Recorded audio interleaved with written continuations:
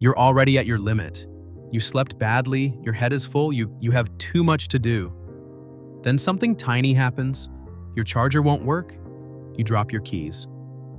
Someone asks one harmless question at the wrong moment, and suddenly you feel like exploding. Not because that thing is such a big deal, but because your brain had no space left for one more thing. So why do small problems feel huge when you're already stressed? Because stress changes what your mind can handle. When you're calm, a small inconvenience stays small. A slow website is annoying, a spilled drink is frustrating, a minor delay is manageable. But when you're overloaded, those same things land differently. They do not arrive as single problems. They arrive on top of everything else you are already carrying. That is why one tiny setback can feel like, of course, why not add this too? Psychologists often talk about cognitive load. That simply means the amount your brain is already trying to hold at once.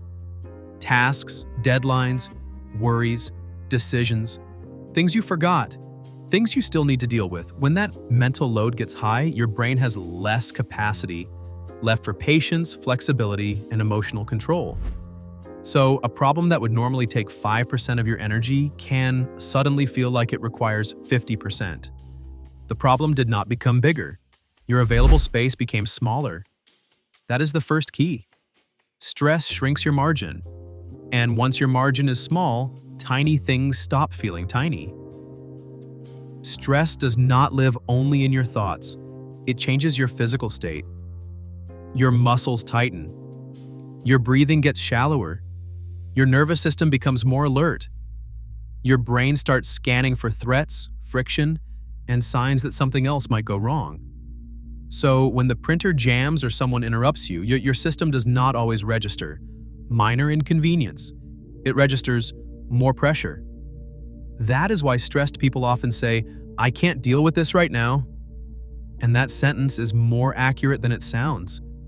They are not saying the situation is impossible. They are saying their capacity is already spent. There is a second reason small problems hit harder under stress. Stress makes your mind more reactive and less flexible. When you feel grounded, you can zoom out.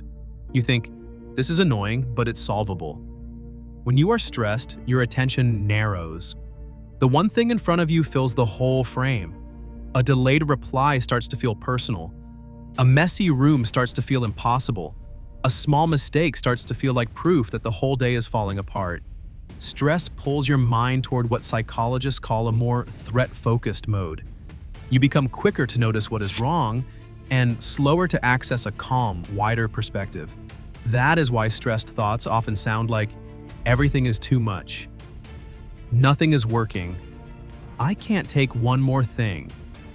The feeling is real, but it does not always describe the situation accurately. Often it describes your nervous system. And this matters because it can stop you from misreading yourself. You are not weak because a small thing upset you. You may simply be overloaded. A good way to picture this is a C-up filled almost to the top. On a relaxed day, one more drop does nothing. On a stressed day, that same drop spills everything over. From the outside, people only see the spill. They think, why are you reacting so strongly to that? But they did not see how full the cup already was. That is why the final trigger often gets blamed for the whole breakdown.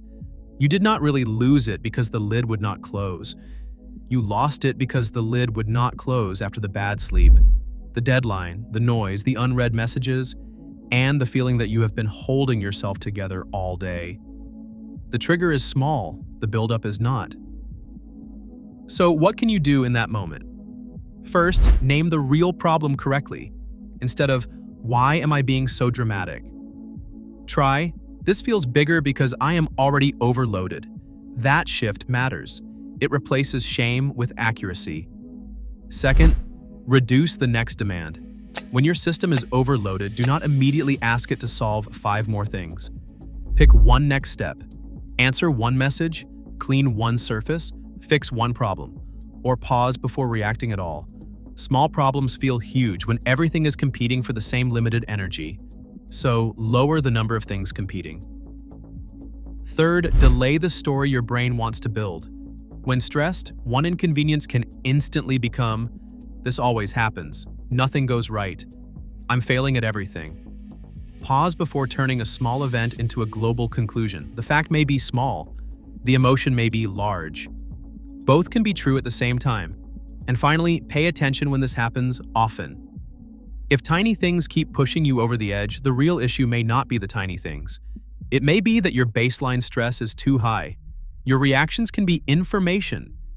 They may be telling you, "I need recovery, I need fewer open loops, I need less noise. I have been operating too close to my limit." Because resilience is not about never reacting. It is about having enough internal room that small things can remain small. So the next time a minor problem suddenly feels enormous, do not only ask, "Why is this bothering me so much?" Ask, "How much was I already carrying before this happened?" Because sometimes the final drop gets all the blame. But the real story is how full the cup was before it fell. If you enjoyed this video and want to understand more of the hidden mental patterns behind everyday behavior, consider subscribing to Mind Habits. Because the more you understand how your mind works, the easier it becomes to stop repeating the same patterns.